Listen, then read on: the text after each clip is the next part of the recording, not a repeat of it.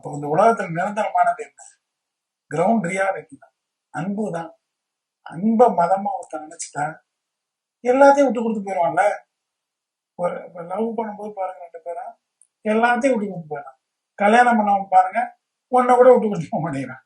இது பிரச்சனை ஆகி நேரா போய் கோர்ட்ல போய் பார்த்துக்கிட்டு, என்னடா உனக்கு பிரச்சனை? இவர் அமாம்சம் யூஸ் பண்றாரு, நான் லைஃப் பாய் யூஸ் பண்றேன், இந்த லைஃப் பாய் வந்து இவர் யூஸ் பண்ண மாட்டேங்கிறாரு. ஏன் பிரச்சனை சொல்லுங்க இருக்கு? ஏன்னா சாப்பாடுக்கு பிரச்சனை இல்லை, தூங்குறதுக்கு பிரச்சனை இல்லை, வீடு இருக்கு, கார் இருக்கு, சம்பளம் இருக்கு. அந்த திமிர்ல இப்படிலாம் ஆடிட்டு இருக்காங்க. சாப்பாடே பிரச்சனை. சோமாலியா போன்ற நாடுகள்ல இப்ராஹிம் ஒருத்தர் இப்போ வந்து சவுத் ஆப்பிரிக்காவோட ஒரு பெரிய நம்பிக்கை நட்சத்திரமா உருவாகிட்டு இருக்கிற ஒரு பெரிய தலைவர் இப்ராஹிம் மரார் ஒரு பேர். அவரு அந்த சமுதாயத்தையே மாத்திருக்காரு. ஒரு ராணுவ வீரனா வந்து 38 வயசுல அந்த எல்லாருக்கும் பஸ், எல்லாருக்கும் டிராக்டர், எல்லாருக்கும் வீடு, அந்த தேசத்தையே மாட்டிருக்க. அந்த மாதிரியான மறுமலர்ச்சி உருவாக்குறதுக்கு இளைஞர்கள்ட்ட ஒன்னும் திட்டங்களை வளர்த்து கொடுக்கறது இல்ல.